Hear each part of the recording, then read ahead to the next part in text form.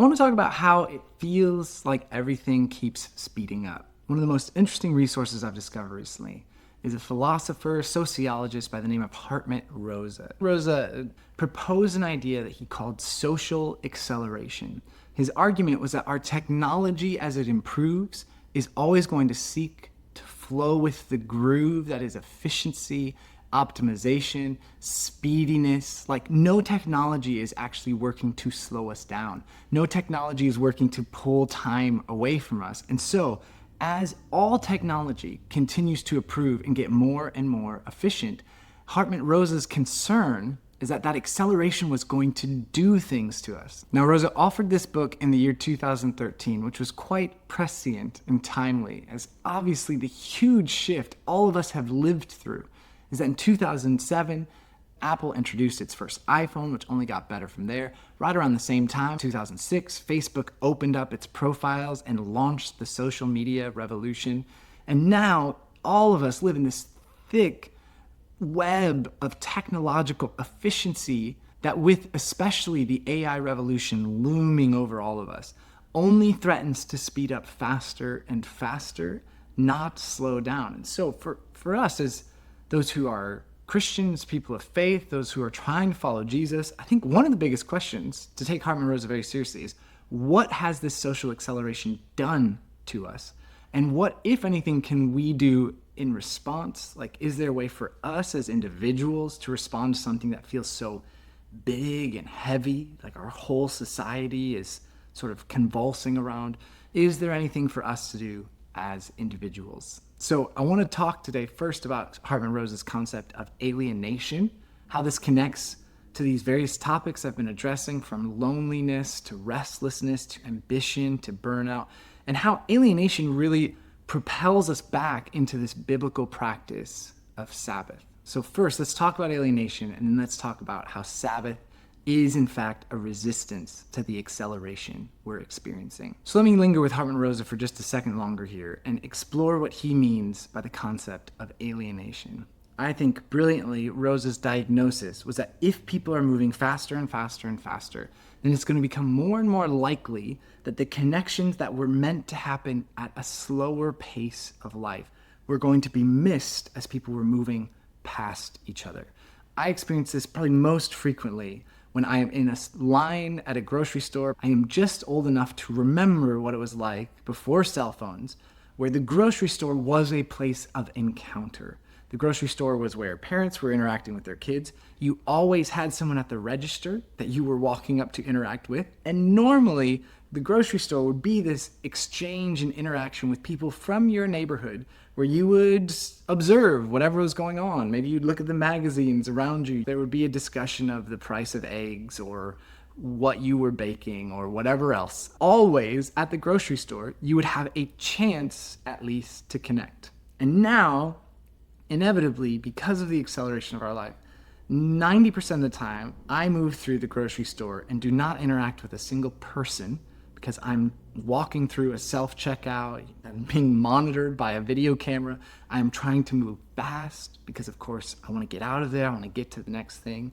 And even if I do happen to stand in line, I almost all of the time pull out my phone. And so I'm like down here. I'm locked into a different question, a different place, a different space in time. Same thing happens when I'm sitting at a coffee shop waiting to meet somebody. Instead of being there waiting, instead of there being a sense that we planned something probably over the phone and had a conversation that talked about when we were going to meet and where we were going to meet and why we were going to meet.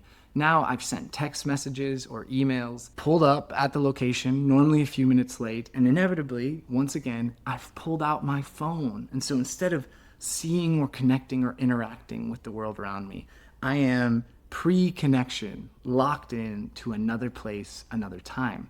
Hartmut Rosa's strongest argument here is that this kind of freneticism, this pace, is going to move us into this almost strange sense of disassociated interior beings, where we're all moving so fast that none of us are, even when we're talking to each other, really able to connect to the pace, to the world of life that each of us are inhabiting. So his term, his concept that he brings forth is alienation.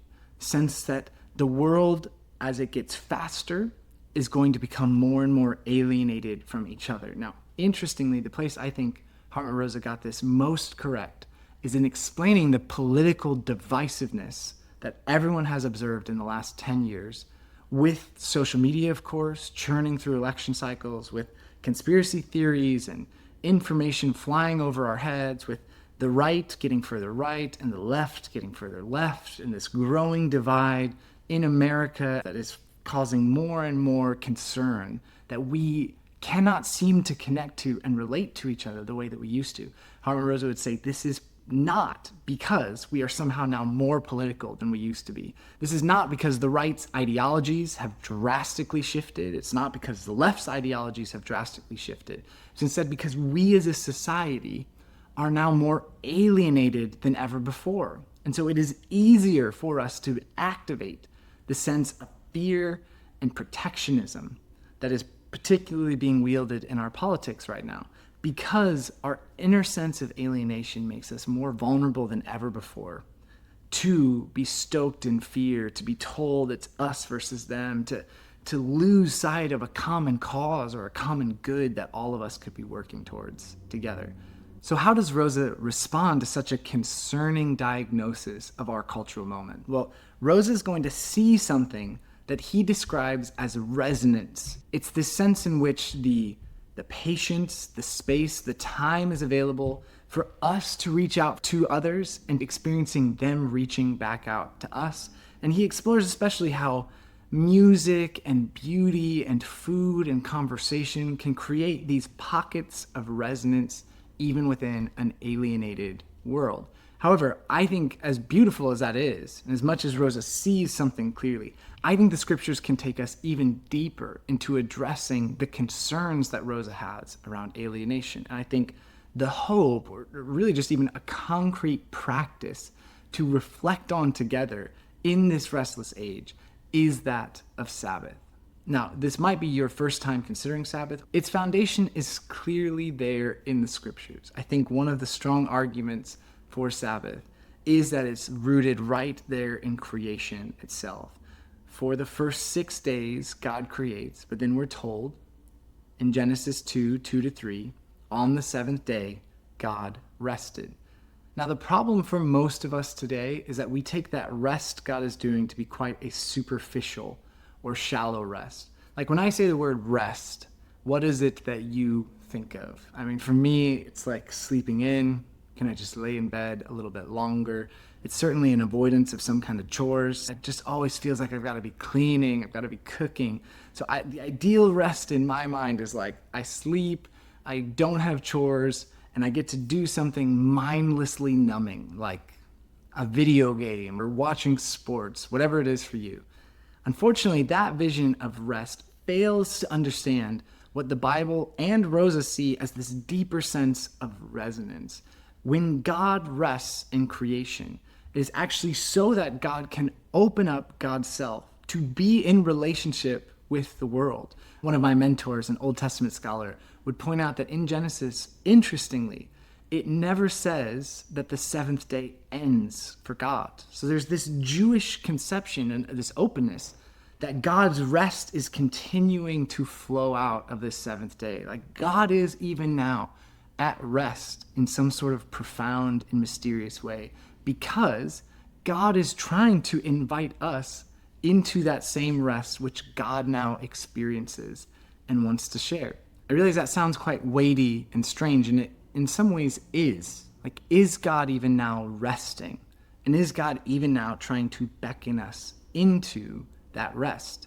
However, I want to keep pressing on the first concern, which is the shallow and superficial rest, by noting our second problem is that we often think rest is going to somehow be passive.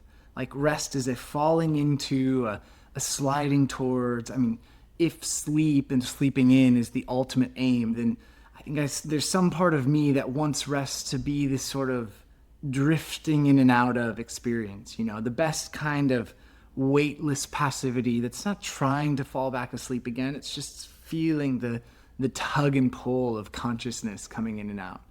unfortunately, that is not how the Bible likes to talk about Sabbath. In fact, Sabbath is very much an active discipline of resistance. Perhaps one of the best thinkers here is an Old Testament scholar named Walter Brueggemann, who wrote a book that I found extraordinarily helpful called Sabbath as Resistance.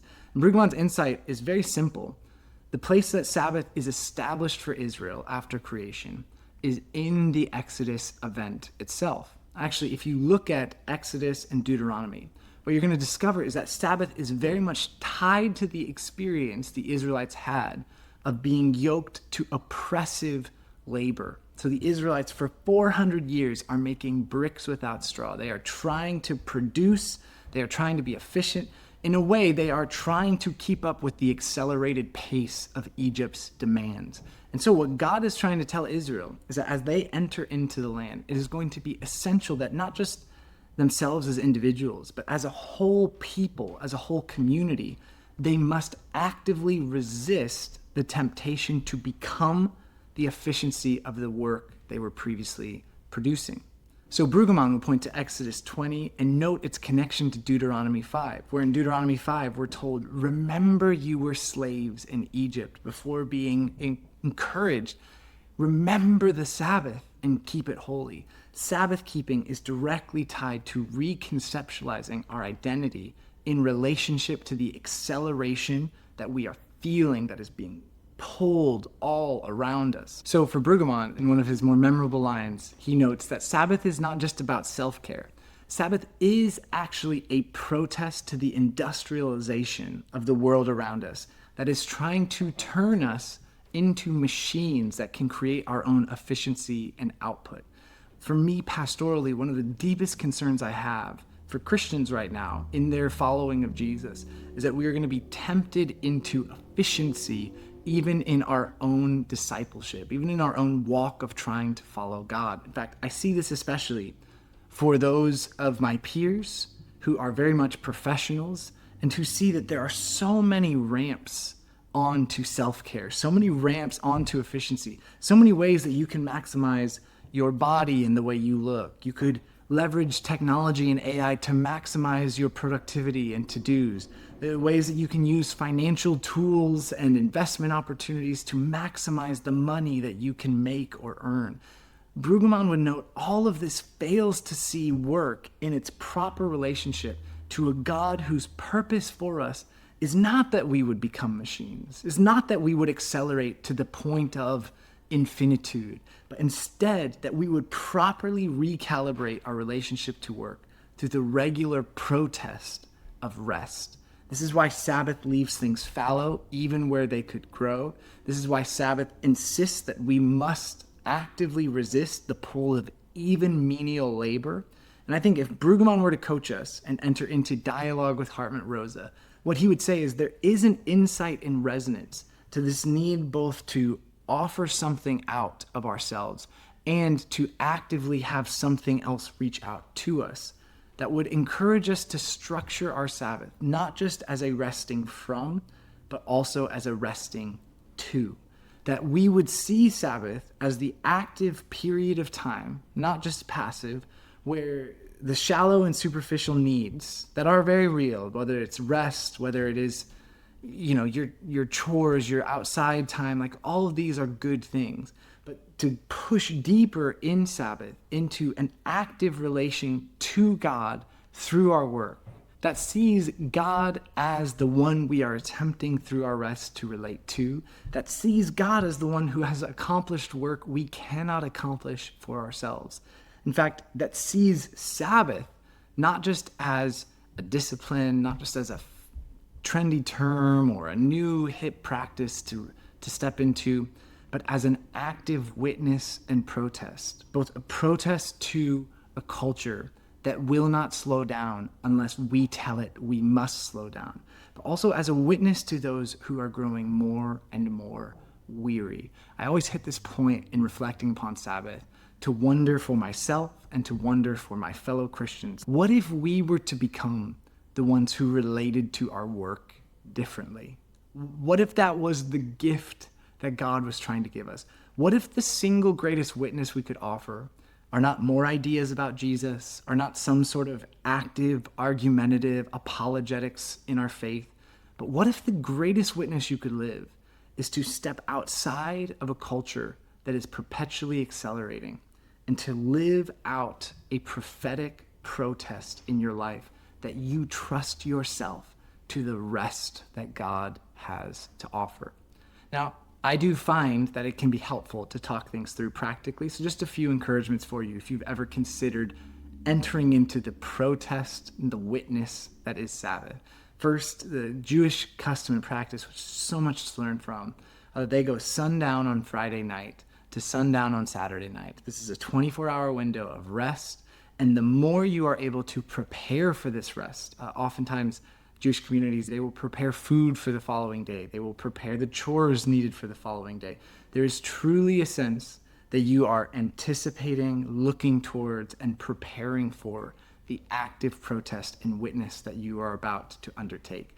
This could, of course, mean that you need to set up a notification on your phone. This could, of course, mean shutting down your emails for a 24-hour window, going through the screen time apps, which can be helpful to kind of shut down your internet, shut down the apps that are most tempting, shut down whatever it is that's pulling your attention for those 24 hours. But then the second encouragement is it's not just what you are resisting and resting from, it is what you are attempting to resonate to. So for me, I have found that nature, I have found that prayer, I have found particularly that bike rides along the lake, active relationships that I can experience resonance with. This is the stuff that truly lets rest be rest, and that lets rest be shared together. Like, what if Sabbath wasn't even something you had to do by yourself? What if Sabbath was something you could step into with others? Finally, I think one of the interesting aspects of Hartmut Rosa's wrestling with social acceleration is that he notes there's increasingly this sense of us growing more and more disconnected from that which is sacred. What would be beautiful to me is if your Sabbath could somehow become a way of you entering into what the early church fathers like to call sacred time. For most of us, Sunday mornings have become beautiful, yes, have worship, have some sense of like church, maybe some sense of teaching. There's a lot of sort of cognitive head stimulus. There's a lot of extroversion that can take place in the church. But one of our struggles is marking out and entering into sacred time. So for me, it can be as simple as a candle. A candle helps visually and sensorily pull me into the fact that I am stepping out of work time. I am stepping out of the 6 days of work, and I am stepping into something that is, through God's invitation, actually outside of the time that I typically inhabit. There's this beautiful line in Psalm 46 that says, "Cease striving and know that I am God." My prayer for you is that you would find in Sabbath a resonance with God and with other people that resists the alienation around us. That in Sabbath you would discover there is no work you can accomplish for yourself. There is only rest that God is wanting to provide for you. May you come to live outside of a social acceleration that is all about efficiency and optimization. And may you instead come to dwell in the sacred time of a God who wanted to offer his rest to you. This has been The Burning Word. Grace and peace.